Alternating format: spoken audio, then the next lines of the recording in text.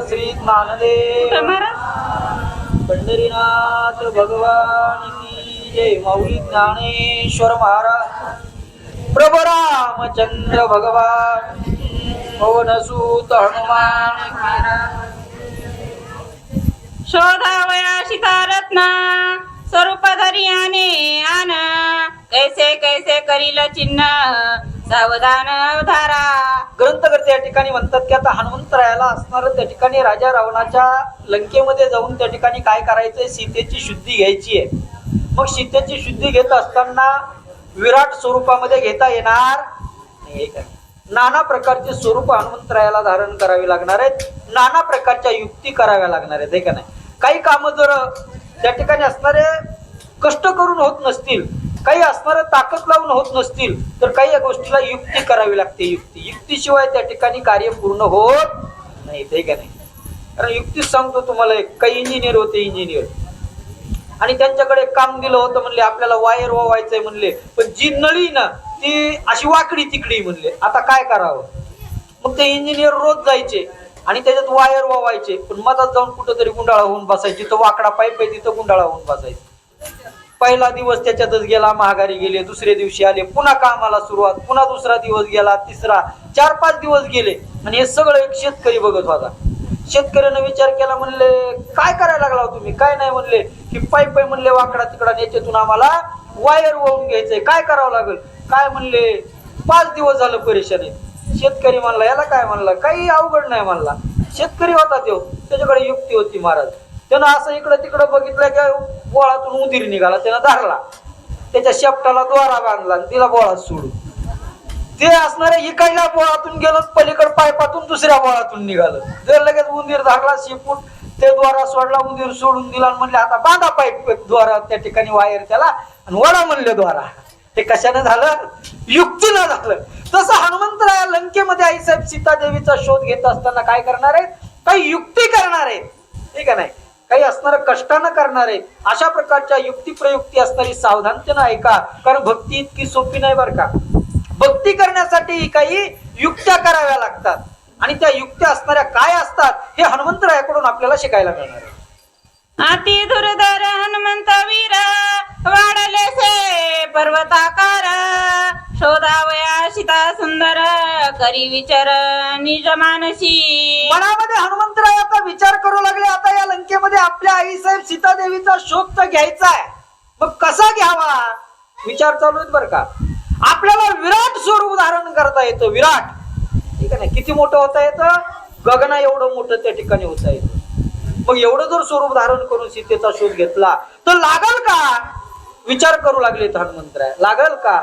असा एक पहिला विचार आला. पुन्हा काय विचार करते अजून बघू आपण. साधवया राम कायाथा स्थूळ रूपे न लभे सीता शुद्धी न लभेची तत्वता तरी का व्रता कष्टावे. हनुमंतरायाने पुन्हा विचार केला की आपण जर विराट स्वरूप धारण केलं, स्थूळ म्हणजे असणारा देह त्या ठिकाणी धारण केला मोठा, तर सीतेची प्राप्ती होणार नाही, हे का नाही. सीता त्या ठिकाणी प्राप्त होणार नाही. मग उगाचच व्यर्थ कष्ट करण्याची काय गरज आहे होय. सगळं शरीर देवाच्या पूजेसाठी लावून जर देव प्राप्ती होत नसेल तर मग या शरीराचा काय उपयोग आहे. त्याला एकच लागतं, मन लागतं महाराज. पूर्ण शरीराची गरज हे स्थूल शरीर आहे, कारण मन पाहिजे देवावर. मनच जर तुमचं इकडं तिकडं जात असलं आणि 4-4 कोस जाऊन जर देवाच्या पायावर डोकं आपटीत असला तर काय उपयोग आहे. म्हणून मन असताना त्या ठिकाणी श्रेष्ठ पाहिजे. म्हणून स्थूल शरीराचा उपयोग नाही, ठीक आहे. म्हणून सूक्ष्म विचार केला पाहिजे, लहान विचार केला पाहिजे. असा विचार हनुमंतराय अजून करते. काय विचार करते बघू. ऐसा करोनी विचार जल सामान्य वानर कोठे गोचर कोठे अगोचर सीतार्थ नगर शोधावया. हनुमंतरायाने आता आईसाहेब सीता देवीचा शोध घेण्यासाठी सारासार विचार केला आणि सूक्ष्म स्वरूप धारण केलं. कुठं गोचर आणि कुठं अगोचर, कुठं दिसणार आणि कुठं न दिसणार, असं स्वरूप त्या ठिकाणी धारण केलं आणि आईसाहेब सीता देवीचा शोध घेऊ लागले, हे का नाही. युक्ती केलेली आता, आणि त्या युक्तीनं त्या ठिकाणी हनुमंतराया सीता देवीला शोधतायत. कसं शोधतायत बघू. माझा आत्मा श्रीरामचंद्र निज निर्धार तेने जाणोनिया विघ्न संभार हेला समुद्र लांदिला. कारण या ठिकाणी हनुमंतराया या ठिकाणी हे 400 कोसाच्या समुद्राचं उल्लंघन करून तिथपर्यंत कसे गेले ना, काय गोड कुठं काय लिहितील काही सांगता येत नाही बरं का. कसे गेले आणि हनुमंतरायाच का गेले याचा विचार नाथांनी इथं सांगितलेला. हनुमंतरायाचा निर्धार आहे. काय निर्धार आहे? माझा आत्मा हाच राम आहे. माझा जो जीव आहे ना तोच कोण आहे तर देव आहे. आणि त्याच्याच कृपेनं 400 कोसाच्या समुद्राचं उल्लंघन मी केलेलं आहे. आणि त्याच्याच कृपेनं सीता देवीचा शोध देखील लागणार आहे. मी करणारा कुणी नाही. आपण म्हणतो मी करतो मी करतो, देव म्हणतो तू करतोय. बघ किती मोठा खड्डा आहे वगैरे का नाही. म्हणून त्या ठिकाणी असणार मी करतो हा भाव जिथं आला ना तिथं मात्र कार्य यशस्वी होत नाही. म्हणून हनुमंतरायासारखा चला साईडला जेवढे थांबले तेवढे अलीकडे या बरं बसून घ्या. मंगोनी रावण विजय केता 10 मिनिटांमध्ये आरतीला सुरुवात होईल. साईडला थांबलेल्या भक्त मंडळी इकडे या. उन्हाळ्यात बसा. दवया हनुमंत करिया कांत लंकेशी. म्हणून हनुमंतरायाचा चला, समोर या सर्वजण. आत्मावर विश्वास आहे. ठीक आहे ना? माझा देव तिथं समोर बसून कार्य घ्या. त्या ठिकाणी करून घेतो. देवाच्या कृपेनं होत म्हणून 400 कोसाच्या समुद्राचं उल्लंघन झालं नव्हे. विजयकेत नावाचा राजा रावणाचा जो ध्वज आहे तो पाडण्यामध्ये मला यश प्राप्त झालं. हे विचार असणारे हनुमंतरायाचे. नाहीतर आमच्यासारखा एखादा गेला असता तर लगेच रामाला फोन, रामा रावणाचा विजयकेत नावाचा ध्वज आम्ही पाडला बरं का कुणी. चला इकडे समोर या. समोर हे काय नाही. परंतु हनुमंतरायाचे विचार इथं काय की माझ्या रामाच्या कृपेने हे सगळं कार्य त्या ठिकाणी केलेलं आहे. माझा जो राम आहे ना त्या रामाची माझ्यावर कृपा आहे आणि राम त्या ठिकाणी असणारे पूर्णपणे करतायत असा विचार करत करत केतकी नावाचं वन आहे लंकेमध्ये. तिथं हनुमंतराय आले आणि तिथं हनुमंतराय येऊन त्या ठिकाणी आईसाहेब सीता देवीचा आता लंकेमध्ये शोध घेण्यास असणारा तिथून प्रारंभ करताय. करोनी पडलंकेची झाडी आता लंकेशी आली धाडी. मारोनी राक्षसाची कोडी सीता धडफोडी शोधीन. एवढंच नाही, आता पडलंका संपवली.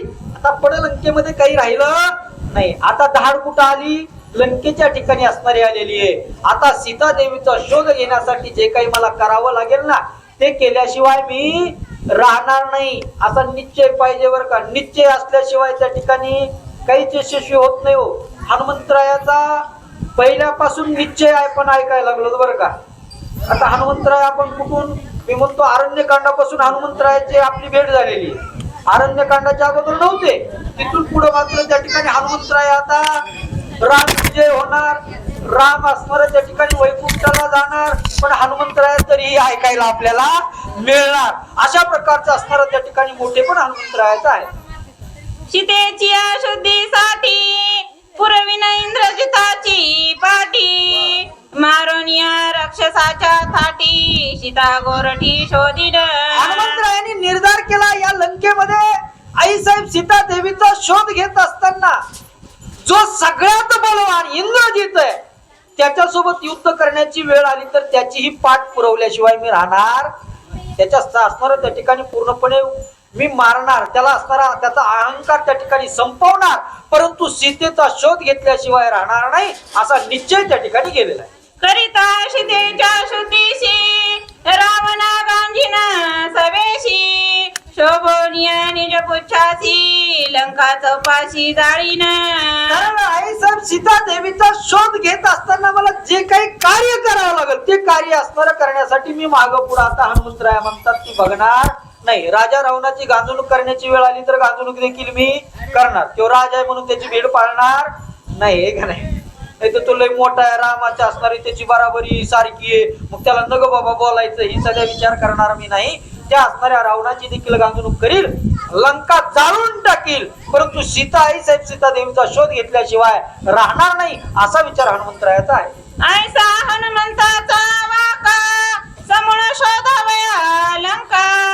जे जे विधान करीन देखा ते ते ऐका चरित्र. असं या ठिकाणी अशा चला पुढील वाचन श्यामलताई मेटे. हनुमंतरायांनी हा संवाद कुणासोबत एकट्यानं केला का हो? नाही केला महाराज. दोघांनी संवाद केलेला आहे. दोघांनी कुणी हनुमंतरायाच्या शेपटीनं आणि हनुमंतानं. हनुमंतरायाला नाही व्यालाव तरी हरकत नाही बरं का, पण हनुमंतरायाच्या शिफ्टीला लय व्यावं लागते. हनुमंतरायाची शिफ्टी कोण आहे सांगू का? पार्वती. हे दोघं बी एकदाच अवतरित झालेले आहे का नाही. हनुमंतरायाची शेपटी कोण आहे? पार्वती माता आहेत.